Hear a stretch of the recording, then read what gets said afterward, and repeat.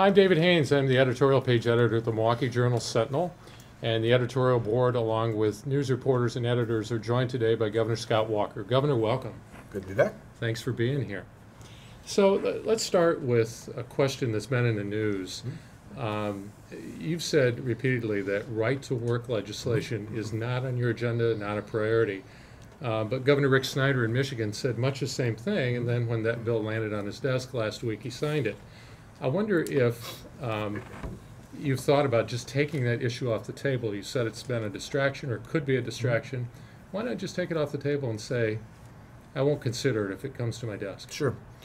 Well, a couple different things. One, and I've talked to Rick about this and a bunch of other things, for him the real impetus of what changed his mind wasn't just the vote in Indiana, it was the referendum.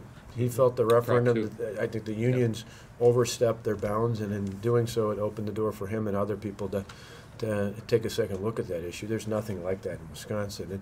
And the reason I have it's not because I, as we've talked about before, philosophically, when I was in the legislature, I was supportive of some type of right-to-work legislation, so this isn't some flip-flop or anything else. It's simple. It's a pragmatic issue. I look at not just what recently happened in Michigan in terms of the protests and the attention, but in particular what happened, I don't know, a year and a half or more ago now in Wisconsin, and look at that and say, to me, I think it was needed at the time. Obviously, I've argued that before in terms of balancing budgets, why we start out this budget with a surplus and not a deficit like we did 2 years ago.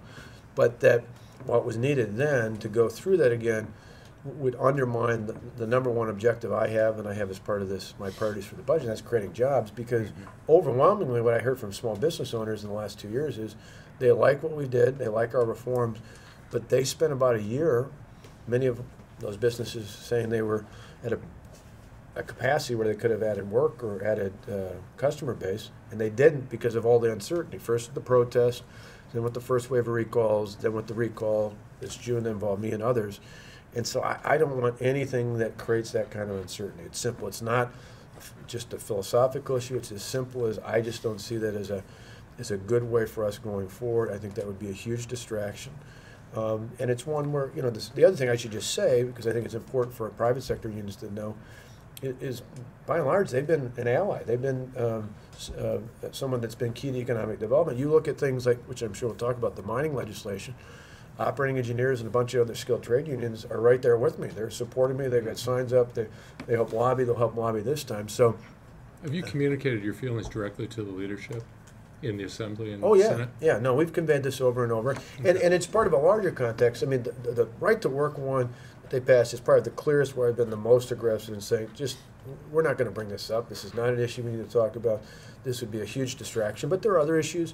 I've been asked of late, you guys and others have asked about, things like if immigration issues came up, even the GAB stuff, some other stuff. I said that to me, those are all issues that whether I or others agree or disagree, I just think having those kind of battles, particularly early on, when I've laid out 5 clear priorities, create jobs, develop the workforce, transform education, continue to reform government, and invest in our infrastructure, those are the things I want to hone in on.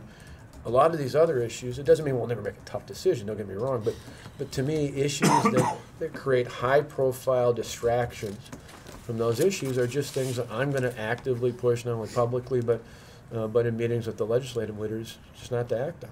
And I think I've got enough, that I can take things for granted, but I think I have enough political credibility with the members of each of those Republican caucuses. So you're not backing off in the hopes that somebody else will push the legislation? No, this is not a wink and a nod saying I'm not going to push it, but go ahead. No, and that's why I spent a little bit more time explaining my practical reason for that, to show you that it's not just a convenient political statement. Right. It is literally, I firmly believe this, that businesses were fragile over the last year and a half. They understood what we did.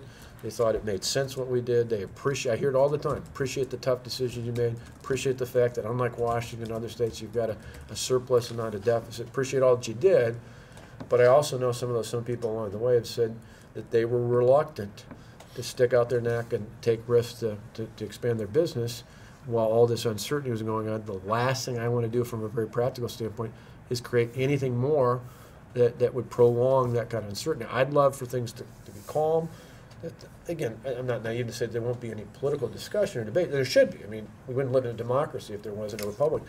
But I just think there's a certain amount of value that comes from a more normal process, ease tensions, occasional flare up on an issue here, but not prolonged kind of intensity that I think would be detrimental going forward to small businesses and startups and other companies in this state.